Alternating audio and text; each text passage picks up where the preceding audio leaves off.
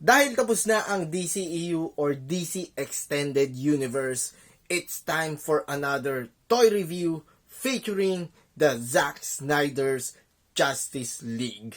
Talk to me.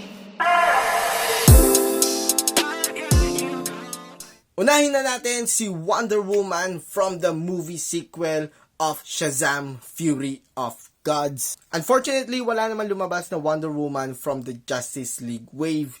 Meron, pero that was from the sequel of Wonder Woman, which is Wonder Woman 1984. Yung left side ng kanyang box, syempre andyan yung Wonder Woman and yung logo ng movie ng Shazam. Sa kabilang side, ganun din naman. And sa likod, yung digital art ni Wonder Woman. And Wonder Woman out of the box, which includes 3 accessories. 2 golden lasso at yung kanyang golden tiara.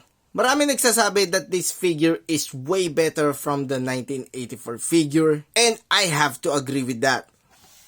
Dahil mas maganda at buhay ang details ng figure na ito, lalo na yung color paint compared dun sa isang figure. Just check nyo na lang sa internet kasi unfortunately wala pa ako ng figure na yon. Pero hopefully, magkaroon ako soon. Just take a closer look para dun sa kanyang armor or yung kanyang suit. Buhay na buhay ang details. Talagang kita mo yung pattern and yung texture ng kanyang suit. And then, ganun din sa kanyang boots. And dito ako namangha, dito sa ating favorite part ng mga figures, yung kanyang head sculpt. Talagang napakalaki ng resemblance niya mula kay Gal Gadot na gumanap na Wonder Woman. And it's Cyborg's turn from the Justice League movie. 2 variant din ang lumabas nito.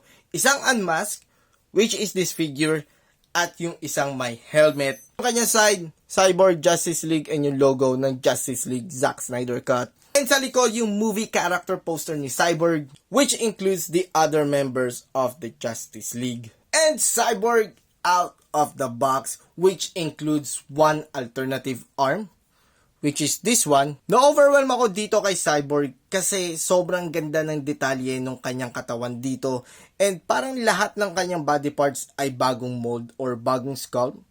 Parang never pa siyang nagamit before ni McFarlane. Medyo na-off lang ako dito sa middle part ng katawan ni Cyborg kasi medyo magalaw yung part na to and visible yung skeleton nung figure na ito. Kaya dapat ayusin mo siya ng maigi para hindi masyadong visible yung nasa loob. Doon sa paint naman ni Cyborg, actually maganda rin naman. It's gray, metallic, silver, or whatever. Ayan.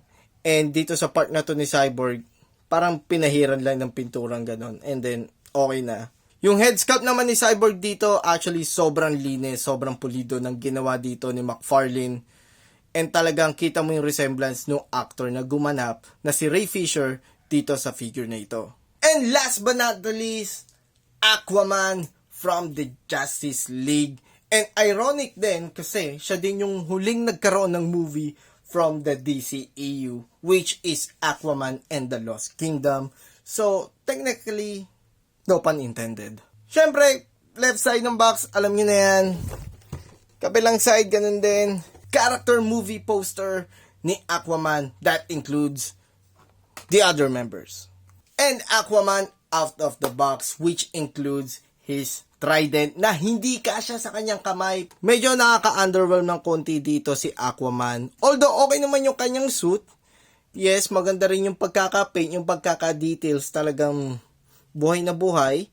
Ayan, talagang may pattern and texture. Kaso parang medyo nakukulangan or masyadong dull yung kinalabasan ng figure na to. Para lang siyang bootleg pati na figure ng McFarlane. Doon sa kanyang head sculpt, although medyo kahawig niya si Jason Momoa, yung gumanap na Aquaman. And syempre, hindi mawawala yung mga big bads or the villains ng Justice League Zack Snyder Cut movie. Sina Steppenwolf at yung 2 variant ni Darkseid, which is the armored one, at si Oxa, yung early version ni Darkseid. At para sa likod ng kanilang mga box, andyan yung mga image ni Steppenwolf at yung 2 image ni Darkseid. Isang black and white at isang colored. And Steppenwolf out of the box. Actually, medyo may kabigatan siya kaya mahirap siyang itayo on its own. And syempre included yung kanyang axe, which is part of his accessory. Just like Cyborg, napakaganda ng details ng figure na to at sobrang ganda ng pagkakapaint nila. Although it's just a plain silver or metallic silver, pero buhay na buhay pa rin yung katawan dito ni Steppenwolf. And parang sa tingin ko, bago rin lahat ang ginamit nilang mold or sculpt dito kay Steppenwolf. Maganda rin yung pagkakagawa nila sa head sculpt ni Steppenwolf. Although medyo plain lang yung pagkakapaint nila, pero okay na rin. Pagdating sa part na to ng head ni Steppenwolf, hindi lang siya manipis na rubber, hindi siya malambot. Ayan, it's made of thick rubber, kaya talagang stable at hindi gumagalaw yung part na to. Kasi usually, pagka manipis or malambot yung ginamit na materials, medyo naglulus siya, hindi na siya pumapantay or nawawala na siya sa mismong forma. Ang ganda rin ng ginawa nilang details dito sa katawan ni Steppenwolf, including these spikes. Talagang made of thick rubber din. Hindi lang siya basa-basa malambot. Although kaya mo siyang ganunin, ayan, makapal pa rin siya. Hindi siya basta-basta naglulus. And now it's time for Darkseid or Oxa out of the box. Kung saan kasama yung kanyang weapon or yung kanyang scepter. Maganda ang ginawa ni McFarlane dito sa mega figure ni Darkseid dahil kuha niya yung details, especially yung armor. Medyo nakaka-off lang ng konti yung armor dito ni Darkseid. Bukod sa made of thin rubber, ayan, talagang malambot siya, especially dito sa part na to. Masyado siyang malambot na parang anytime ready siyang maputol. Yung part naman ng kanyang helmet, medyo malambot din.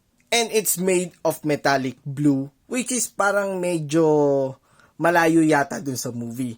I don't know if that's because of the filter ng movie or ito talaga yung kulay ng armor ni Darkseid. And the gold label of Darkseid or armored Darkseid out of the box. The only difference between this gold label version or the armored Darkseid from the other Darkseid na nireview natin a while ago is this one. Wala nang iba. Same accessory, same details, same paint job, and that's all.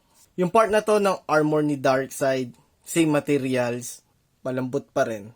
And yung head sculpt dito ni Darkseid, same na same pa rin, nakakatakot with the red, orange, glowing eyes. And there you have it, the Zack Snyder's Justice League 2021. Hindi na natin isinama sina The Flash, Unmasked Batman, at Black Superman. Kasi na-feature na rin natin at na-review na rin natin sila in the past video. At ilalagay ko yung link in the description below.